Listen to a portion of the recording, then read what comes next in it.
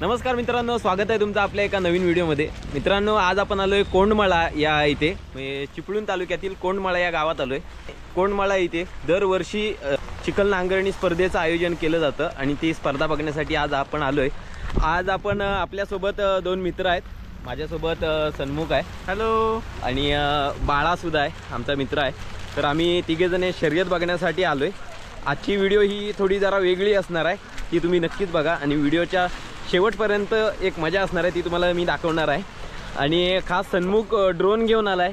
ड्रोनचं shoot आपल्याला त्याच्या चॅनलवरती सन्मुख ब्लॉग्स म्हणून बघायला मिळेल। पण पावसाचा जोर बघता ड्रोन उडवायला भेटेल का आपल्याला माहिती नाही, पण बघूया। जर पाऊस कमी झाला तर नक्कीच आपण ड्रोन उडवू आणि चांगली फुटेज ही त्याच्या चॅनलवरती आपल्याला बघायला मिळणार आहेत।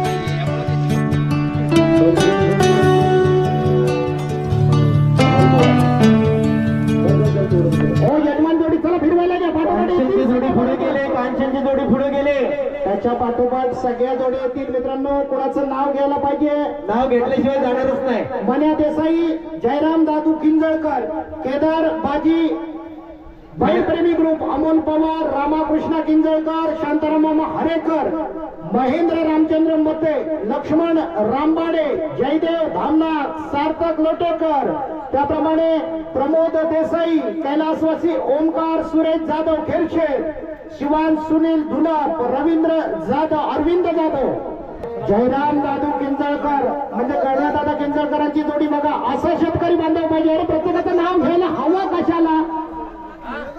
जाऊ तो खाली साहेब, जरा ताई जरा छत्री बाजूला घ्या। आता बघा छत्री बाजूला, माया दादा बुवड जातोय।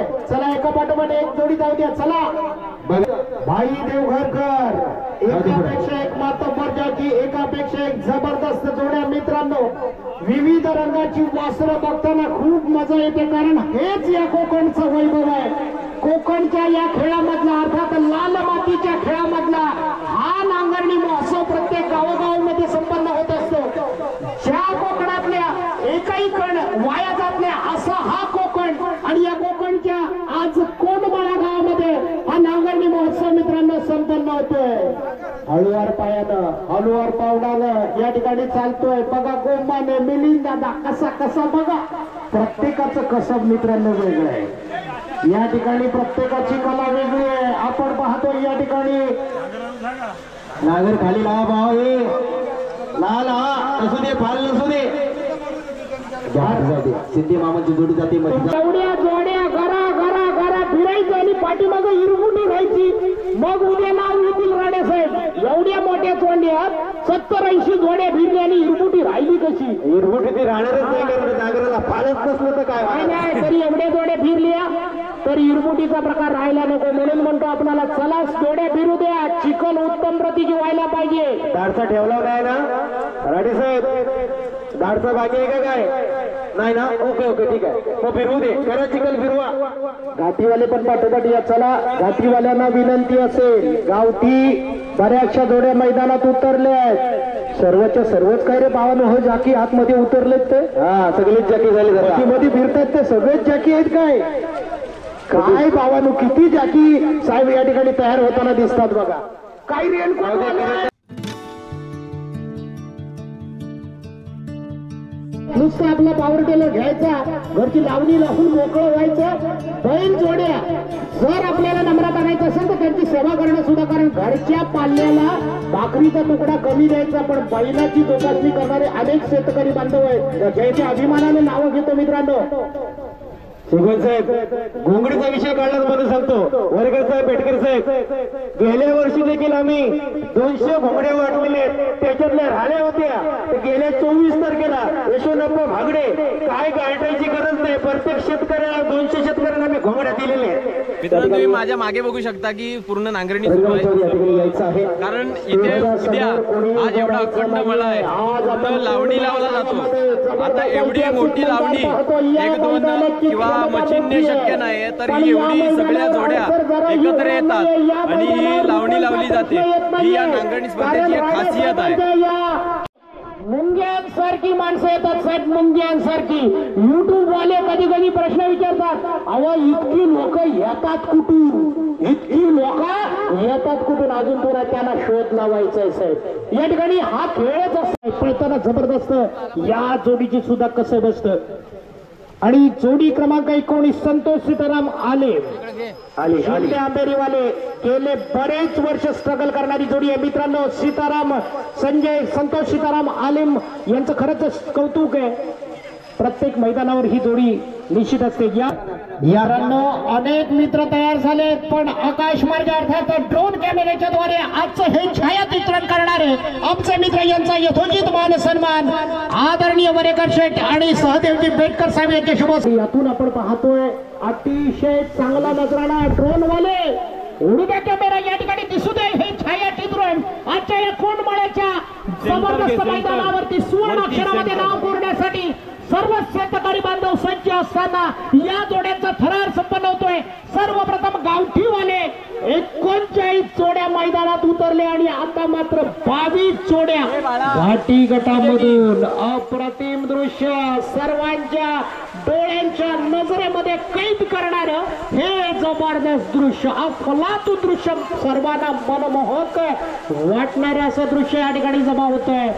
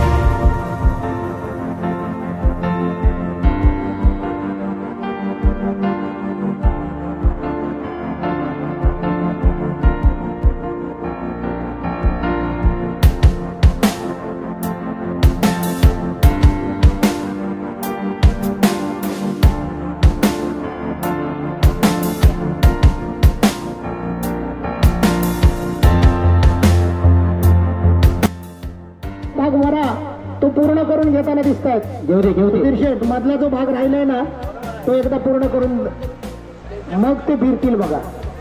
चला फिरवा.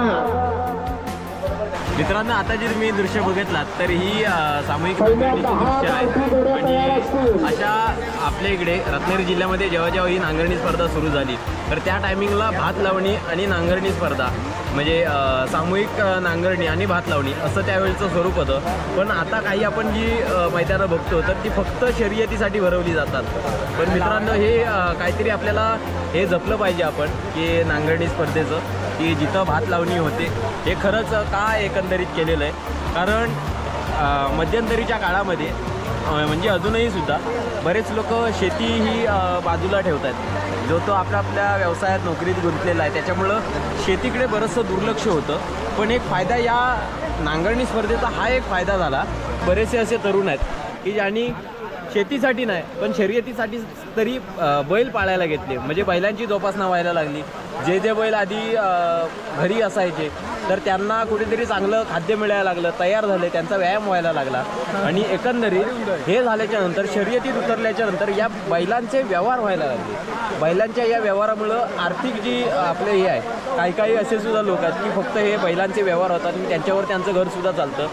असा हा एकंदरीत याच्यातला फायदा आहे, ह्या शर्यतींचा फायदा आहे. आणि ह्याच्यामधून आता या नांगरणी स्पर्धेमधून असं सांगायचं बरेच फायदे आहेत. आता जे जॅकी असतात तर ते जाकी जे पळवतात त्यांना जे मालक असतात, जोड्या असतात, तर त्या जेवढ्या जोड्या पळवतील तेवढ्या मालकसुद्धा त्यांना पैसे देतात. एक रोजगारसुद्धा याच्यातून उपलब्ध झाला. त्याचबरोबर जिथंही नांगरणी स्पर्धा असते तिथं जवळजवळ 10-15 स्टॉल लागतात. त्या गावातले असतात, कोण तरुण असतात, बचत गट असतात, असे कितीतरी लोक असतात की ज्यांच्यामार्फत असे स्टॉल लावले जातात. तिथून त्यांचा धंदा होतो. तर असा एकंदरीत या नांगरणी स्पर्धेचा, भात लावणी स्पर्धेचा हा फायदा आहे. आणि अजूनही ही स्पर्धा अजूनही वाढत जाणार आहे. समोर कोणी उभं राहायचं नाही. आज इतकं पब्लिक या स्पर्धेला येतं. ना कुठच्या कबड्डीला, क्रिकेटला किंवा कुठलीही स्पर्धा असो एवढं पब्लिक येत नाही, तेवढे या शेतकऱ्याच्या कार्यक्रमाला हे पब्लिक येतं. हे बघून आनंद आहे आम्हाला. सन्मुख आता आलाय, हा सन्मुख दुसरी वेळ असेल याची. कसं वाटलं तुला येऊन? मस्त वाटलं. चांगलं प्लॅटफॉर्म आहे, म्हणजे आमचं मैदान पण खूप मोठं आहे आणि पाऊस पण भरपूर आहे. होय होय नियोजन पण चांगलं आहे. बरोबर. आम्ही ड्रोन पण उडवला, ड्रोन फ्लाय केलेला होता. ड्रोनची दृश्यसुद्धा तुम्हाला दाखवेलच या याच्यामध्ये व्हिडिओमध्ये. ती सुद्धा बघा, सुंदर ड्रोन शूटसुद्धा आलं. पण नंतर पाऊस इतका भरपूर आहे की आता त्याच्यातून आम्हाला फ्लाय करणं शक्य नाही आहे. आता नेहमीच आपण बैल कसे पळतात ह्या जोड्या आपल्या चॅनलला व्हिडिओ येतच असतात. पण एकंदरीत हा एक मला एक व्हिडिओ दाखवायचा होता. या मैदानाचं खास वैशिष्ट्य की जिथं सामूहिक नांगरणी करून भात लावणी केली जाते हे आपल्याला दाखवायचं होतं. तर मित्रांनो, हा व्हिडिओ तुम्हाला कसा वाटला ते आम्हाला नक्की सांगा. जर तुम्हाला व्हिडिओ आवडला तर नक्की लाईक, शेअर आणि सबस्क्राईब करायला विसरू नका. सन्मुख व्लॉग्स म्हणून याचं सुद्धा चॅनल आहे, तर त्याच्यासुद्धा चॅनलला तुम्ही सबस्क्राईब करा. आणि असंच आम्हाला सुद्धा आता आपले सबस्क्रायबरसुद्धा चांगले भरपूर वाढत आहेत. असंच आम्हाला प्रेम द्या. अजूनही नवीन नवीन व्हिडिओ तुम्हाला बघायला भेटतील.